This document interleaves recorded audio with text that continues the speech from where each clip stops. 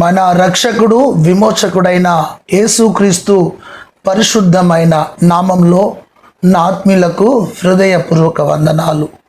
మెడగది YouTube channel ద్వారా ప్రతిరోజు కొద్ది నిమిషాలు శక్తి కలిగిన దేవుని మాటలను మీతో పంచుకోవడానికి ప్రభు చూపిన అపారమైన కృపను బట్టి దేవునికి స్తోత్రం. ఆత్మీయులారా, నేటి మన దైవ సందేశం నీకు నమ్మకము లేకుంటే. ఆత్మీయులారా, నమ్మకము అనేది చాలా ప్రాముఖ్యమైనది. నమ్మకము లేకపోతే ఆత్మీయ జీవితంలో అనేక నష్టాలను కష్టాలను నీవు అనుభవించవలసి వస్తుంది. ఆత్మీయంగా దేవునితో ఉన్న సంబంధాన్ని నువ్వు కోల్పోవడం జరుగుతుంది.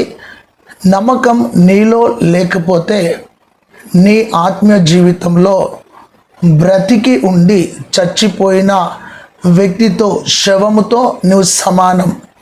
నమ్మకం నీలో లేకపోతే నీవు బ్రతికి ఉన్న ఒక నిర్జీవమైన వ్యక్తివని మర్చిపోవద్దు.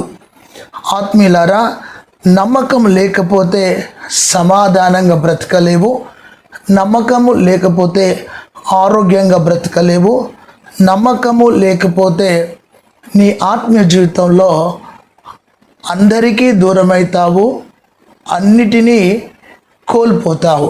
నమ్మకం అనేది చాలా ప్రాముఖ్యం. ఒక భార్య భర్త మీద నమ్మకం కలిగి ఉండాలి. ఒక భర్త భార్య మీద నమ్మకం కలిగి ఉండాలి. భార్య భర్తలు దేవుని మీద నమ్మకం కలిగి బ్రతకాలి. పిల్లలు తల్లిదండ్రుల మీద నమ్మకం కలిగి జీవించాలి.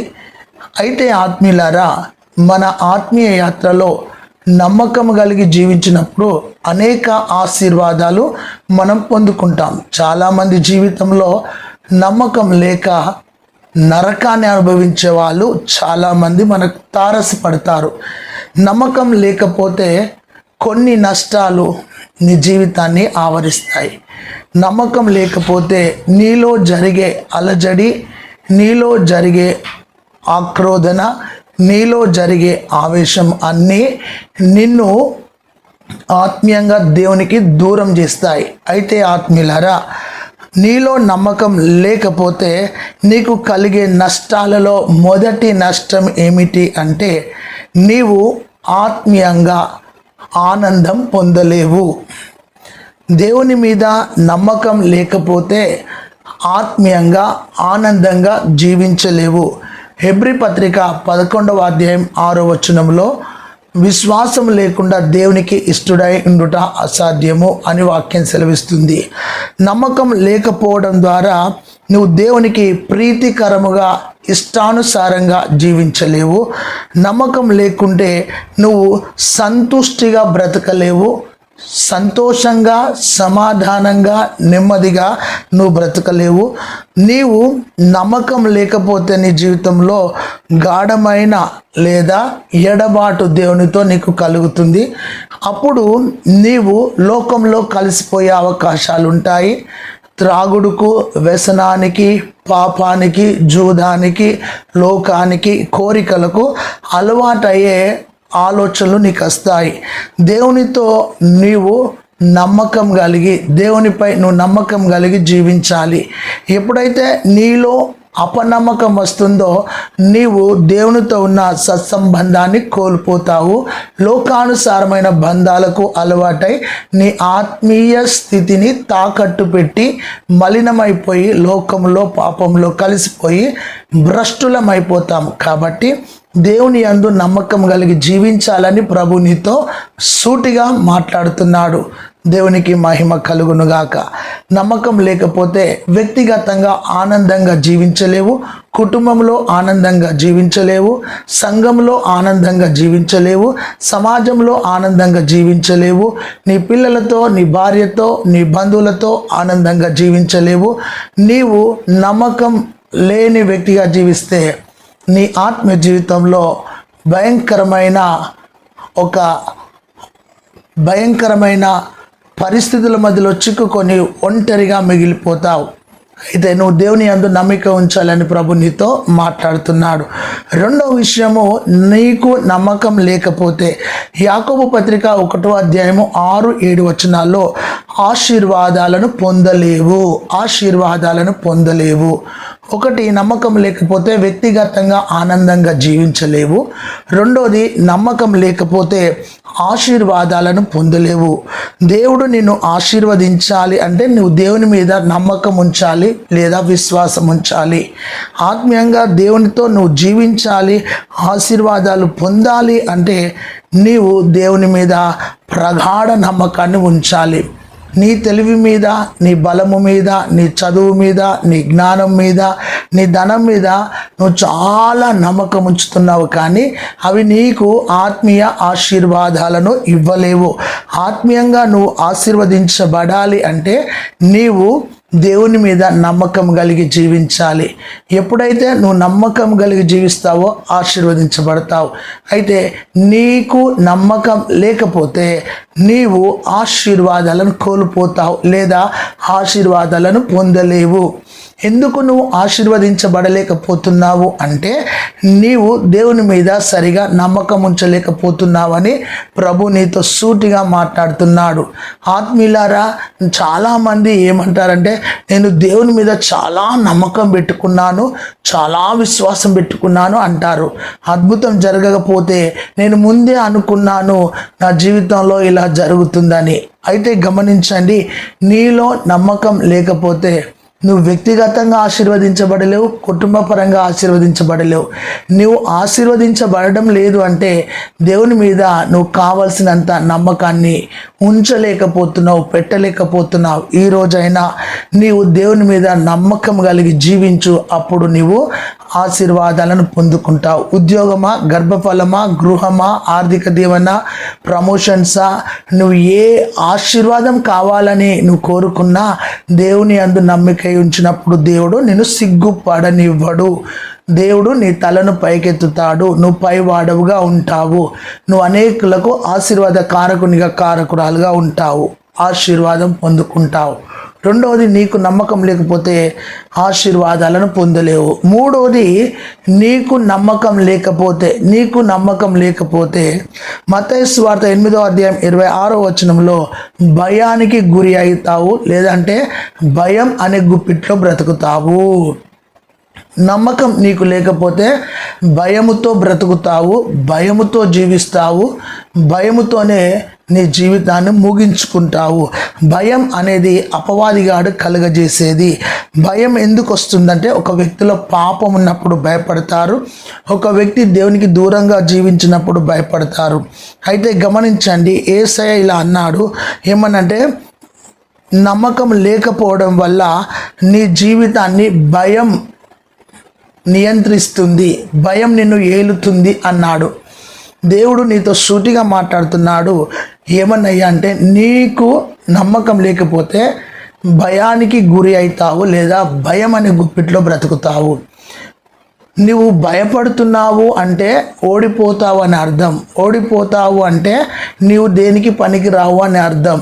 అయితే నీవు దేవుని మీద నమ్మకము లేని జీవితం జీవిస్తే ఖచ్చితంగా నువ్వు ఓటమి పాలవుతావు. ఈ రోజున నీ ఆరోగ్యం విషయంలో కానీ, ఆర్థిక విషయంలో కానీ, ఆత్మీయ ఎదుగుదల విషయంలో కానీ, ఉద్యోగ విషయంలో కానీ, గర్భఫల విషయంలో కానీ ఏ ఆశీర్వాదాన్ని అయితే నువ్వు పొందుకోవాలనుకుంటున్నావో భయము చేత నీవు సక్సెస్ కాలేకపోతున్నావు, భయముతో నువ్వు నలిగిపోతున్నావు. కాబట్టి భయపడకు అని ప్రభు చెప్తున్నాడు. మొదటిగా నీవు నమ్మకం లేకపోతే, నీకు నమ్మకం లేకపోతే వ్యక్తిగతంగా ఆనందంగా జీవించలేవు. రెండోది, నమ్మకం లేకపోతే ఆశీర్వాదాలను పొందలేవు. మూడోది, నమ్మకం లేకపోతే భయం అనే గుప్పిట్లో బంధించబడతావు, భయం నిన్ను ఏలుతుంది. అప్పుడు నీవు త్వరగా ఈ లోకయాత్రను ముగించుకుంటావు. ఎంతకాలం భయంతో జీవిస్తావు? దేవుని మీద నమ్మకం ఉంచు, అప్పుడు దేవుడు నీకు అభయాన్ని ఇస్తాడు. నాలుగోది, ఆత్మీయులారా, నీకు నమ్మకం లేకపోతే దేవుని కార్యాలను చూడలేవు, కార్యాలలో పాలు పొందలేవు. దేవుని కార్యాలు నీ ద్వారా జరగవు, నీవు దేవుని కార్యాలను చూడలేవు, కార్యాలలో పాలు పొందలేవు. గమనించండి, మార్క్స్ వార్త 6వ అధ్యాయము 5-6 వచనాల్లో నమ్మకం లేకపోవడం ద్వారా అద్భుతాలు జరిగాయి. ఈ కొండ ఎత్తి సముద్రంలో పడివేయబడుతుందంటే పడిపోతుందంట. నమ్మకం నీలో లేకపోతే అద్భుతాలు నీ జీవితంలో జరిగాయి, సూచక క్రియలు జరిగాయి, మహత్కార్యాలు జరిగాయి. ఎందుకంటే నీలో అపనమ్మకం ఉన్నది కాబట్టి. అయితే నీవు భౌతికమైన మనసు కలిగి జీవిస్తున్నావు కాబట్టి నీ ద్వారా అద్భుతాలు జరిగాయి. నీవు అనుకుంటావు ధనము ద్వారా నేను చేస్తా, తెలివి ద్వారా నేను చేస్తా, జ్ఞానము ద్వారా చేస్తా, ఆ మాట ద్వారా చేస్తా. అలాంటి లౌకిక ఆత్మ నీలో ఉంది. ఆ లౌకిక ఆత్మ చచ్చిపోయినప్పుడే ఆత్మదేవుడు నీ ద్వారా అద్భుతాలు జరిగిస్తాడు. నీవు అద్భుతాలను చూడాలంటే నీవు దేవుని మీద నమ్మకం ఉంచాలి. 4వ విషయము, నీలో నమ్మకం లేకపోతే దేవుని కార్యాలను ఎన్నటికీ చూడలేవు, కార్యాలను అనుభవించలేవు. ఈరోజు దేవుడు సూటిగా నీతో మాట్లాడుతున్నాడు. నమ్ము మార్తా, నా మహిమను నువ్వు చూస్తావు, నమ్మిన వాని వలన ఈ సూచక్రియలు జరుగుతాయి అని వాక్యం సెలవిస్తుంది. అయితే నీలో అపనమ్మకం ఉంది కాబట్టి మునిగిపోతున్నావు, అపనమ్మకం ఉన్నది కాబట్టి కూలిపోతున్నావు. దేవుని యందు సరిగా నమ్మకం లేక, వాక్యం యందు సరిగా నమ్మకం లేక, విశ్వాసంలో సరిగా నమ్మకత్వం లేక నీవు లోకానుసారంగా జీవిస్తూ నీవు ఒక ముసుగులో బ్రతుకుతున్నావు. భక్తి అనే ముసుగు వేసుకొని శరీర సంబంధమైన జీవితంతో బ్రతుకుతున్నావు. ఎంతకాలం నీవు శరీర సంబంధమైన ముసుగులో బ్రతుకుతావు, లోకానుసారమైన ముసుగులో బ్రతుకుతావు, శరీర కోరికలను నెరవేర్చుకునే ముసుగులో బ్రతుకుతావు. నీ ముసుగును తొలగించుకొని పరిశుద్ధంగా జీవించడం నువ్వు నేర్చుకో అని ప్రభు నీతో మాట్లాడుతున్నాడు. 5వ విషయం ఆత్మీయులారా, నీకు నమ్మకం లేకపోతే యోహాను సువార్త 20వ అధ్యాయం 27వ వచనంలో ఆత్మీయంగా వెనుకబడతావు, ఆత్మీయంగా చల్లారుతావు, ఆత్మీయంగా నీవు ఆసక్తిని కోల్పోతావు. 5వ విషయం, నీకు నమ్మకము లేకపోతే ఆత్మీయ విషయాలలో వెనుకబడతావు. ఒకప్పుడు నీకున్న ఉజ్జీవం చల్లారింది, ఆత్మీయత చల్లారింది, ప్రార్థన చల్లారింది, ఆసక్తి చల్లారింది, ఆత్మలో మంట చల్లారింది, సహవాసంలో వెనుకబడ్డావు. ఎందుకు అంటే నీవు నమ్మకముగా జీవించలేకపోతున్నావు. నీలో నమ్మకం లేకపోతే ఆత్మీయంగా నీవు బలహీనుడవు. నమ్మకం లేని వాడవై ఉన్నప్పుడు నీవు ఆత్మీయంగా అభివృద్ధి పొందలేవు, ఆర్థికంగా అభివృద్ధి పొందలేవు. అంతేకాదు, నీలో నమ్మకం లేకపోతే నీ ఆత్మీయ జీవితం శూన్యము. నీవు మరొకసారి చెప్తున్నా, నిర్జీవమైన శవము లాంటి వాడవు, నిర్జీవమైన వ్యక్తి లాంటి వాడవు. అయితే ఎండిపోయిన చెట్టుతో నువ్వు సమానము అని దేవుని వాక్యం సెలవిస్తుంది. నువ్వు ఆత్మీయంగా ఎందుకు వెనుకబడ్డావు అంటే నీలో నమ్మకము లేదు.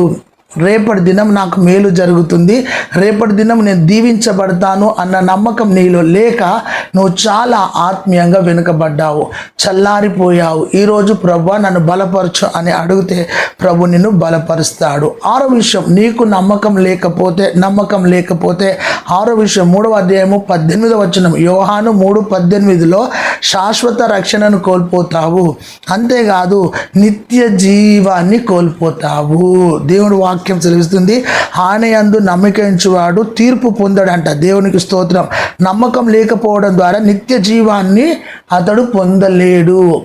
బలమైన, చాలా ఒక శక్తి కలిగిన వాక్యం ఇది. దేవుని యందు నీకు నమ్మకం లేకపోతే నిత్య జీవానికి నువ్వు వారసుడు కాలేవు అంట.